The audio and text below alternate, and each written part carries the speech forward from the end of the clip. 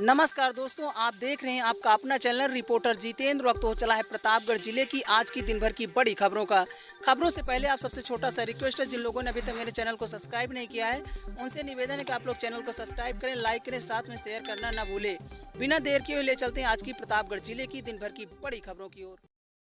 प्रिय दोस्तों, आज के उत्तर प्रदेश के प्रतापगढ़ जिले की सभी दिन भर की बड़ी खबरों की शुरुआत करते हैं। मां बेटे और बहू का 100 बेडरूम में मिला 5 महीने का मासूम बगल में सो रहा था। 1.5 साल पहले हुई थी शादी। प्रतापगढ़ जनपद में यह बड़ी खबर आ रही है, जहां आपको बता दें कि मां बेटे और बहू का शव कमरे में पाया गया। गुरुवार सुबह जब देर रात तक नहीं उठे तो नानी ने दरवाजे को खटखटाया, लेकिन अंदर से कोई जवाब नहीं मिला। इसके बाद उन्होंने पड़ोसियों को बुलाया। जब पड़ोसी पहुंचे और पुलिस को सूचना दी, पुलिस दरवाजा तोड़कर अंदर पहुंची तो मां बेटे और बहू का शव बेड पर पाया गया। उसके मुंह से झाग निकल रहा था। पास में 5 महीने का बच्चा रो रहा था। पुलिस की शुरुआती जांच में सामने आया कि तीनों ने सुसाइड किया है। बेटे की 1.5 साल पहले हुई थी शादी। मौत से 1 दिन पहले बेटे ने इंस्टाग्राम पर अपनी शादी की तस्वीर को पोस्ट किया था। मामला लीलापुर थाना क्षेत्र के सगरा सुंदरपुर बाजार का मामला बताया जा रहा है। 28 साल के अंकित पाटवा मूल रूप से रायबरेली के रहने वाले थे। उनकी मां आशा उम्र 48 और पिता राकेश का 25 साल पहले तलाक हो चुका है। तभी से अंकित अपनी नानी यशोदा देवी उम्र 80 वर्ष के साथ ननिहाल में रह रहा था। नानी अक्सर बीमार रहती थी। 1.5 साल पहले अंकित की शादी रिया उम्र 24 वर्ष से हुई थी। 5 महीने पहले रिया ने बेटे को जन्म दिया था। अभी तक बच्चे का वही नामकरण भी नहीं हुआ था। ये नानी यशोदा देवी ने बताया कि बुधवार रात पूरे परिवार ने साथ बैठकर खाना खाया। इसके बाद सभी अपने अपने कमरे में सोने चले गए। गुरुवार सुबह जब वही सोकर उठी तो काफी देर तक वही नाती बेटे और बहू के उठने का इंतजार करते रहे, लेकिन नहीं उठे। तो फिर मैंने किसी तरह से फर्स्ट फ्लोर पर गई। बाहर से बच्चे की रोने की आवाज आ रही थी। मैंने दरवाजा खटखटाया, लेकिन दरवाजा नहीं खुला। जब कोई जवाब नहीं मिला तो मैं नीचे आ गई। वहीं आपको बता दें कि नानी ने बताया कि सुबह 7 बजे वहीं दूध वाला आया। उसने काफी देर तक दरवाजा खटखटाया, लेकिन बेटी, पोता और बहू नहीं उठे। मैंने दूध वाले से कहा अभी सो रहे हैं। इस तरह दूध वाले मनोज ने अंकित की मां को वहीं फोन लगाया, वहीं लेकिन फोन नहीं उठा। मैंने इसकी जानकारी पड़ोसियों को दी। पड़ोसी अंकित के दोस्त अशोक और मनोज ने भी दरवाजा खटकाया, लेकिन कोई जवाब नहीं मिला। इसके बाद अनहोनी की आशंका जताते हुए पुलिस को फोन किया गया। थोड़ी देर बाद पुलिस मौके पर पहुंची। पुलिस ने कमरे का दरवाजा तोड़कर अंदर देखा तो बेड पर अंकित, उसकी मां और बहू की लाश पड़ी हुई थी। तीनों के मुंह से झाग निकल रहा था। बगल में मासूम बच्चा रो रहा था। तो मौत हुई क्या है? सगरा सुंदरपुर में आज सूचना मिली थी कि एक महिला और उनके बेटे और उनकी बहू की डेड बॉडी उनके घर में बिस्तर पे पड़ी हुई है। तुरंत पुलिस मौके पर पहुंची। यहाँ पर हमारी फोरेंसिक टीम और अधिकारीगण और मैं भी घटनास्थल पर मौजूद हूँ। सभी प्रकार की जांच और साक्ष्य संकलन की कार्रवाई पुलिस टीम द्वारा गहनता से की जा रही है। प्रथम दृष्टया देखने से ये प्रतीत हो रहा है कि तीनों जो मृतक हैं उनके नाक से जो झागदार फ्रूट, जिसको कोटी फ्रूट कहते हैं, वो निकल रहा है। इसके अलावा इस प्रकरण में डॉक्टर्स के पैनल से वीडियोग्राफी के माध्यम से पोस्टमार्टम कराया जाएगा और अन्य जितने भी पहलू हैं उनकी गहनता से जांच करके जो तथ्य सामने आएंगे और परिजनों की जो उसके आधार पर आगे कार्रवाई की जाएगी।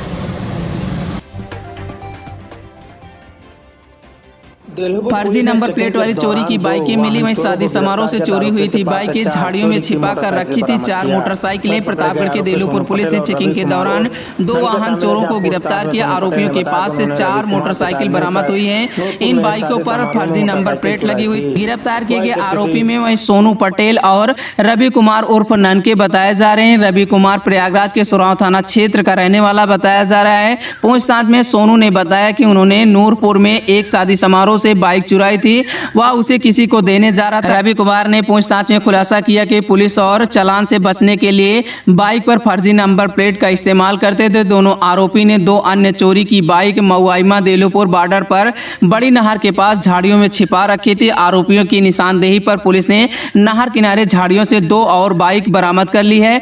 पुलिस ने गिरोह से जुड़े अन्य आरोपियों की तलाश भी कर रही है। अपराध के नियंत्रण के लिए पुलिस अधीक्षक प्रतापगढ़ महोदय के निर्देशन में प्रतापगढ़ पुलिस के द्वारा लगातार सघन चेकिंग की जा रही है वाहनों की।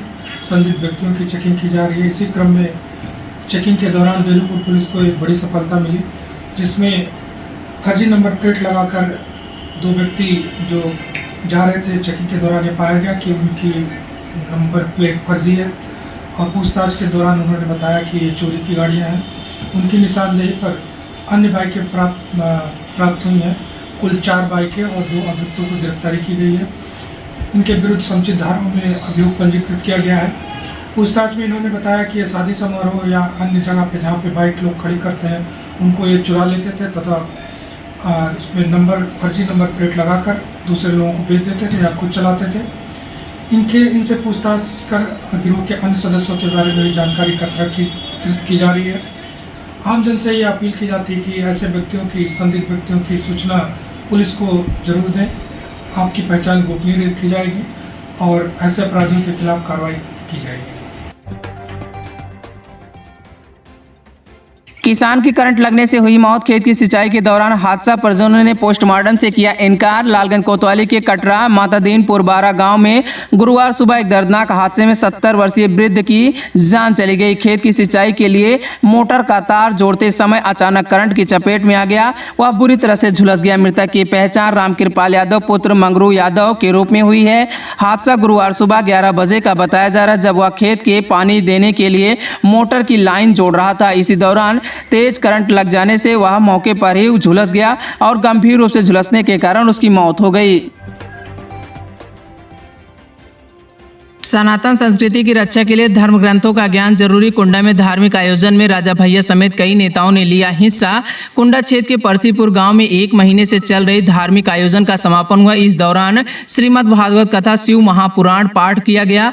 जनसत्ता दल लोकतांत्रिक के राष्ट्रीय अध्यक्ष और पूर्व कैबिनेट मंत्री राजा भैया ने यज्ञ में भाग लिया। उन्होंने कहा कि सनातन संस्कृति की रक्षा वर्तमान समय की मांग है। उन्होंने बच्चों को रामचरितमानस और श्रीमद् भागवत गीता अध्ययन करने के लिए प्रेरित किया।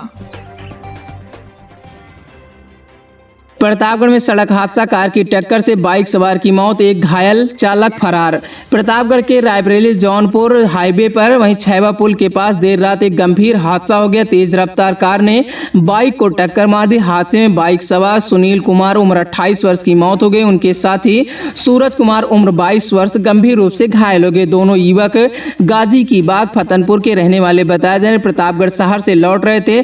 छैवा पुल के पास सामने से आ रही तेज रफ्तार कार ने उन्हें टक्कर मार दी। कार चालक वाहन छोड़कर मौके से फरार हो गया। हादसे के दौरान भूपिया मऊ से रानीगंज की ओर जा रही एक टेम्पो भी क्षतिग्रस्त कार से टकराकर पलट गई। राहगीर और पुलिस की मदद से घायलों को जिला अस्पताल भेजा गया। डॉक्टरों ने सुनील को प्रयागराज के लिए रेफर किया, लेकिन रास्ते में ही सुनील की मौत हो गई। कार में सवार 2 बच्चों को छोड़कर पैदल ही चालक फरार हो गया। पृथ्वीगंज चौकी की पुलिस मामले की जाँच कर रही है। सुनील की मौत से परिजनों में कोहराम मच गया।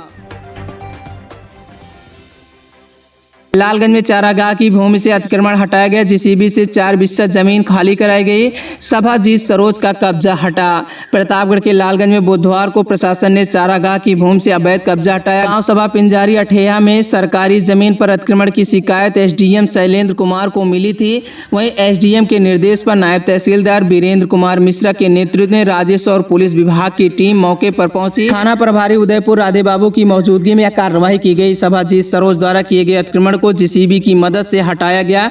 इस कार्रवाई में 4 बिस्सा चारागाह की भूमि को कब्जा मुक्त कराया गया। प्रतापगढ़ के थाना आसपुर देवसरा पुलिस को मिली बड़ी सफलता। खुद को गोली मारकर घायल करने वाले अभियुक्त को पुलिस ने गिरफ्तार कर लिया। थाना अध्यक्ष धीरेन्द्र ठाकुर के निर्देश पर उप निरीक्षक रंजन बिंद ने अपनी पुलिस टीम के साथ अभियुक्त को गिरफ्तार कर लिया। वहीं पुलिस ने अभियुक्त को गिरफ्तार करते हुए घटना में प्रयुक्त एक अवैध तमंचा, 315 बोर जिंदा कारतूस बरामद किए हैं। आपको बता दें कि अभियुक्त विकास यादव कुछ दिन पहले अपने आप को गोली मारकर घायल कर लिया था, किसी को फंसाने के चक्कर में। पुलिस ने घायल व्यक्ति को इलाज के लिए वाराणसी में भर्ती कराया गया था। जब डॉक्टरों ने ठीक करके डिस्चार्ज कर दिया तो पुलिस ने गिरफ्तार करते हुए जेल भेज दिया। अपराधी कितने ही शातिर क्यों ना हो, लेकिन आसपुर देवसरा थाने की पुलिस सच्चाई को सामने लाकर अपराधियों पर कड़ी कार्रवाई करते हुए नजर आती है।